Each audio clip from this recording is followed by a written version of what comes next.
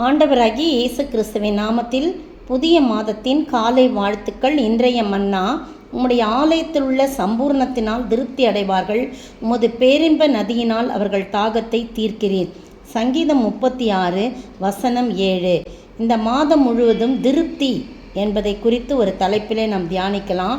இந்த முதல் நாளிலே ஆலயத்தின் சம்பூர்ணத்தினாலே திருப்தி அடைவார்கள், உமது பேரின்ப நதியினால் அவர்கள் தாகத்தை தீர்க்கிறீர். அப்போது ஆலயத்தின் நன்மை என்ன அப்படின்போது, சம்பூர்ணம்னா ஃபுல்னஸ்ஸு, முழுமையான ஆசீர்வாதம், செழிப்பு கொடுக்குறாராம். எப்படின்னா, பேரின்ப நதியினால் அவர்கள் தாகத்தை தீர்க்கிறீர்.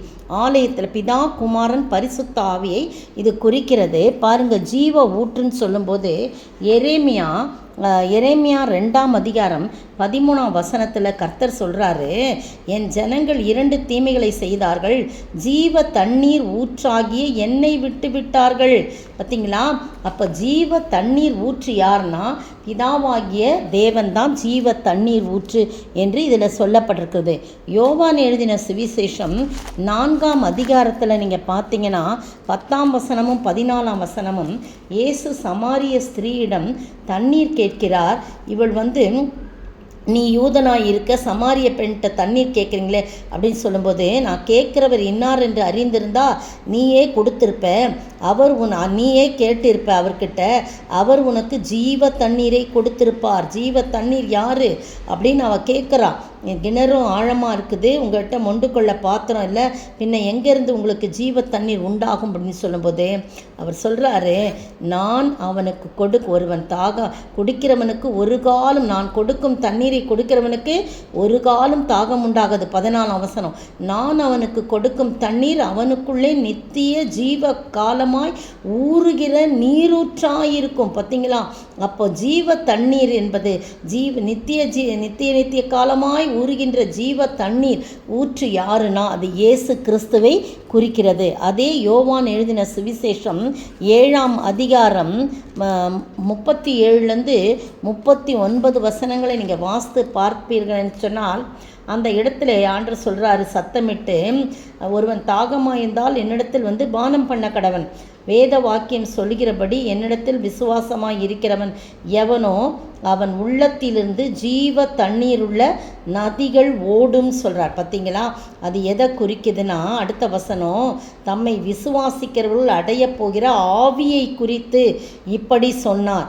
அப்போல்லாம் இயேசு இன்னும் மகிமைப்படாதிருந்தபடினால பரிசுத்த ஆவி இன்னும் அருளப்படவில்லை.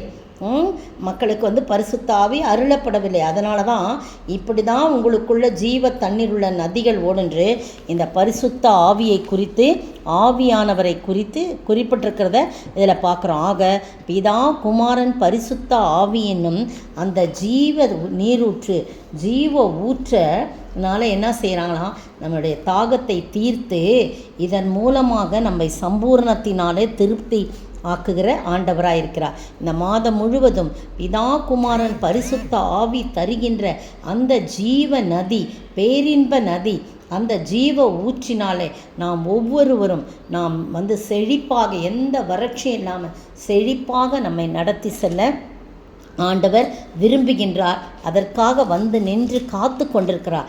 என்னிடத்தில் வாருங்கள் என்று சொல்லி அழைக்கிறவராயிருக்கிறார். தாகமாக இருக்கிறவர்களே, நீங்கள் எல்லாரும் என்கிட்ட வாங்க அப்படின்னு சொல்லி அழைத்து, யார் யார் விசுவாசத்தோடு வரீங்களோ அவங்க உள்ளத்திலிருந்து ஜீவ தண்ணீருள்ள நதிகள் ஓடும், எங்கேயும் போக வேண்டியதில்லை அப்படின்னு சொல்கிறார். அதே மாதிரி நான் கொடுக்கும் தண்ணீரை குடிக்கிறவனுக்கோ ஒரு காலம் தாகம் உண்டாதுன்னு சொல்லி அந்த தண்ணீர் அவனுக்குள்ளேயே நித்திய ஜீவ காலமாய் ஊறுகிற நீரூற்றாய் இருக்கும் என்று சொல்லி சமாரிய பெண்ணை பார்த்து சொல்கிறார். அப்படின்னா எனக்கு அந்த தண்ணி வேணும் ஆண்டவரே, நான் திரும்பவும் இங்கே மொண்டு கொள்ள வரக்கூடாது அப்படின்னு சொன்ன உடனே நிறைய காரியங்க நடக்குது. அவளுக்குள்ள அந்த ஜீவ தண்ணீர் ஊற்று புறப்பட்டது. அவள் ஓடி போய் அந்த கிராமத்துள்ள மக்களையெல்லாம் அழைக்கிறார். அதுவரைக்கும் அவள் விலக்கப்பட்டவளாய் காணப்படுகிறாள். ஆனால் எப்பொழுது இயேசுவிடம் பேசி அந்த தண்ணீரை வாஞ்சித்தாளோ அந்த ஜீவ தண்ணீர் அவளுக்குள் காணப்பட்டு அவள் கிராமத்தில் போய் கூப்பிட்ட உடனே கிராமமே ஊரில் உள்ள ஜனங்கள்லாம் ஆண்டவரை விசுவாசித்தார்கள் அப்படின்னு சொல்லி நம்ம பார்க்குறோம். சமாரியர் அவரிடத்தில் பாருங்க, நீங்கள் போவாதீங்க ஆண்டவரே, இங்கே இருங்க என்று சொல்கிற அளவுக்கு பாருங்க, சமாரிய ஸ்திரீயினுடைய வார்த்தை நிமித்தம் அந்த ஊரில் உள்ள சமாரியில் அநேகர் அவர் மேல் விசுவாசம் உள்ளவர்களானார்கள். இந்த விசுவாசத்தோடு நீங்கள் கேட்டிங்கன்னா அந்த ஜீவ தண்ணீர் ஊற்று நமக்குள்ளேயே ஊறும். நாம் எப்பொழுதும் செழிப்புள்ளவர்களாய் வறட்சி காணப்படாமல் அநேகருக்கு நாம் ஆசீர்வாதமான ஊற்றாய் காணப்பட ஆண்டவர் தாமே கிருபை செய்வாராக. ஆமென். ஜீவ தண்ணீராம் எந்த நல்ல கர்த்தரே, ஜீவ ஊற்றினால் என்னை நிறைத்திடுவீர். கனி தந்திட நான் செழித்தோங்கிட, கர்த்தரின் கரத்தால் நித்தம் கனம் பெற்றிட. ஊற்று தண்ணீரே எந்தன் தேவ ஆவியே, ஜீவநதியே என்னில் பொங்கி பொங்கி வா. சோத்தரிக்கிற ஆண்டவரே, துதிக்கிற ராஜா, நீதான் பிதாவாகிய தேவனே, ஜீவ தண்ணீர் ஜீவ நீரூற்று ஆண்டவரே.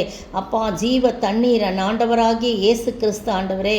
அப்பா தகப்பனே, ஜீவ நதி ஆண்டவரே, பரிசுத்த ஆவியானவர் மூவொருமை தேவன் தாமே இந்த மாதத்திலே எங்களை ஆசீர்வதித்து கர்த்தாவே உம்முடைய வரங்களினாலும் வல்லமைகளாலும் நிரப்பி நாங்கள் கனி கொடுத்து செழித்தோங்கிட, கர்த்தரின் கரத்தில் நித்தம் கனம் பெற்றிட எங்களை தாழ்த்தி வெறுமையாக்கி ஒப்பு கொடுக்குறோம். இந்த மாதம் முழுவதும் நீ கூட இருந்து கர்த்தாவை எல்லா தீமைக்கும் விலக்கிமிட்டு ஆசீர்வதிக்க வேண்டும் என்று கர்த்தரும் மீட்பரும் ராஜாவுமாகிய இயேசு கிறிஸ்துவின் விலையேறப்பெற்ற நாமத்தில் ஜெபிக்கிறேன் பிதாவே, ஆமேன். நேற்றைய பதில், கர்த்தரோ உண்மையுள்ளவர், அவர் உங்களை ஸ்திரப்படுத்தி தீமை நின்று விலக்கி காத்து கொள்வார். 2 தெசலோனிக்கேயர் 3ஆம் அதிகாரம் வசனம் 3.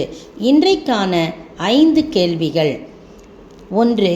பவுலோடு காவலில் இருந்தவர் யார்? பவுலோடு காவலில் இருந்தவர் யார்? 2. தேவன் நம்மை எதற்காக அழைத்திருக்கிறார்? தேவன் நம்மை எதற்காக அழைத்திருக்கிறார்? 3. யாருக்குள் நம்மை குறித்து தேவனுடைய சித்தமாய் இருக்கிறது என்ன? யாருக்குள் நம்மை குறித்து தேவனுடைய சித்தமாய் இருக்கிறது என்ன? 4. யாரை எவ்வாறு வாழ்த்துங்கள் என்று சொல்லப்படுகிறது? யாரை எவ்வாறு வாழ்த்துங்கள் என்று சொல்லப்படுகிறது? 5. இன்றைக்கான கேள்வி, கர்த்தர் நம்முடைய இருதயங்களை எப்படி நடத்துவார்? கர்த்தர் நம்முடைய இருதயங்களை எப்படி நடத்துவார்?